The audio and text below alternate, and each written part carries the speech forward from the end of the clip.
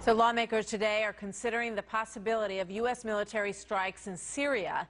New polling finds that more Americans oppose them than favor them. Take a look at this Pew Research Center poll.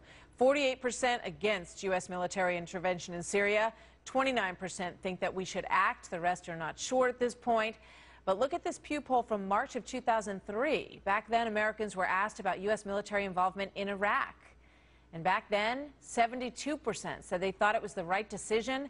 22% said no. So while it appears that the anti-war movement among the public has grown, critics are suggesting that the media is not nearly as hard on President Obama about the potential for going into Syria as they were on President Bush and his war that he fought in Iraq. Is there a double standard is the question for us. So now, Monica Crowley, radio talk show host, and Kirsten Powers, a Daily Beast columnist, both are Fox News contributors. Welcome.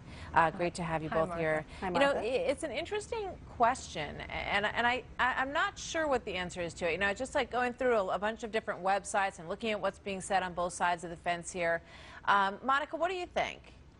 Well, I think when you take a look at the run-up to the Iraq war, Martha, what you see is that President Bush and his team spent a year plus building public support for the invasion of Iraq. They got UN approval. They got congressional authorization to use force. And as you just mentioned, by the time we were ready to enter Iraq, 3/4 of the American people supported such an action. During that time, most of the media, most, not all, but most of the media were very skeptical about any kind of military intervention in Iraq. They raised a lot of very legitimate questions. They also pounded President Bush and his team relentlessly in the run-up, during the war, and of course even still to this day over that war.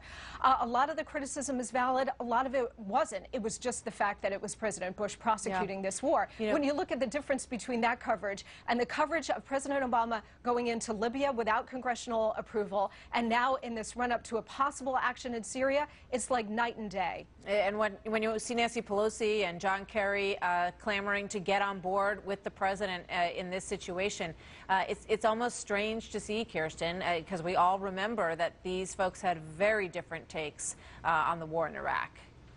Well, I have a completely different memory of the run-up to the war in Iraq. I remember actually the media not being very skeptical, and I remember them pretty much banging the drums for war and being very supportive of the war. So I think that they overall have not been skeptical enough. They haven't been skeptical enough with President Obama. We never really heard about the drone wars, for example, for most of his first administration. But I think that they did not show the proper skepticism. And in this case, I'm not sure that they're as supportive of the Syria intervention as they're being portrayed. Finally, I'd like to say I really don't see the comparison between Iraq and Syria. You know, I keep hearing this idea that, like, well, let's look at Iraq. Chemical weapons were used there, but chemical weapons were used in Iraq when Ronald Reagan was president. So that has no bearing on the Iraq war. Those are two completely different things. And of course, the Iraq war was a war where we sent boots on the ground.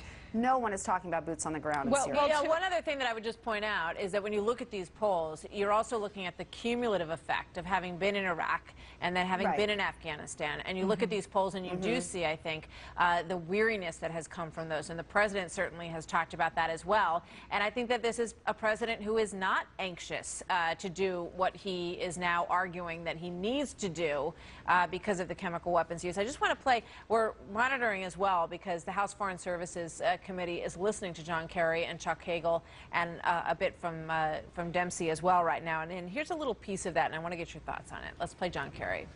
This debate, I might add to you, is also about Congress's red line. You agreed to the Chemical Weapons Convention. Not all of you were here to vote for it, but the Congress agreed to that.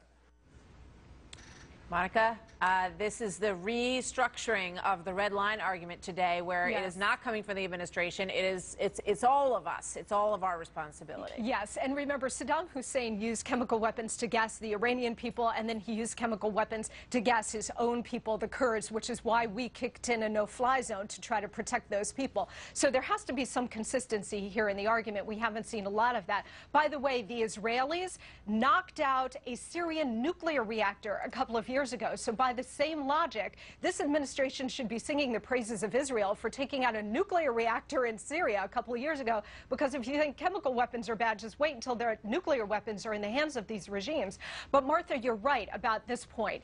This is what Obama does. He shifts the blame. This is what he does. Everything is politics all the time. You saw him earlier today, Martha, say, I didn't draw a red line. The world drew a red line, and this is Congress's credibility, not just my credibility. This is always shifting the blame onto other people and other institutions so that he's not out there alone. Well, remember, last week he was out there totally alone on Syria. He didn't even have the British. He didn't like it one bit, and that's why he kicked the can to Congress. Kirsten, does the president need to, when he comes back from Russia, get on TV, sit at the desk in the Oval Office and say, I am the president of the United States. This is what I believe we need to do. And he kind of started to formulate that argument this morning when we heard him in Sweden, and speak to the American people and make his own case directly to the American people.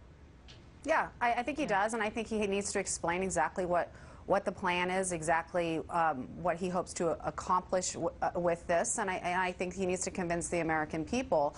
But at this point, I have to say, it's such an incoherent strategy that the president has had from beginning to end. I don't know that he can really salvage it at this point. And I just want to also finally say, we actually didn't do anything about chemical weapons when Saddam used them against the Iranians, because we were backing Iraq in that war. So we don't always do something. So I just think that we need to remember that. Yeah, I mean, I think it's an excellent point. And I think there's a valid argument to be made why, the 100,000 people who've been killed over the past 2.5 years, and whatever you think of John McCain's stance on this, he's been forceful and trying to get people's attention on this issue for the last 2.5 years, because many of these people were dragged out of their homes, killed, in groups of families, tortured, raped. I mean, I don't know, right, Monica, what is the moral difference that has so incensed the president at this point over chemical weapons, as dire and awful as these videos are, that didn't, pique his humanitarian response back then? Or the responsibility to protect doctrine, which is what they invoked to go into Libya as a justification there, where there actually wasn't a slaughter that had yet taken place, and yet President Obama led a NATO team to go in there and to try to prevent it. Here we've got over 100,000 people that have been dead, as you say, over the course of 2+ years, and no action. There are humanitarian slaughters and disasters everywhere. Absolutely. You look at Rwanda, you look at South Sudan. I mean, it's happening all over the place. So why now? And if we go in, on whose behalf do we go in? Yeah. Why now, Kirsten? There is an argument. It's just, I think that he's waited too long. But there is an argument that the United States is a world leader.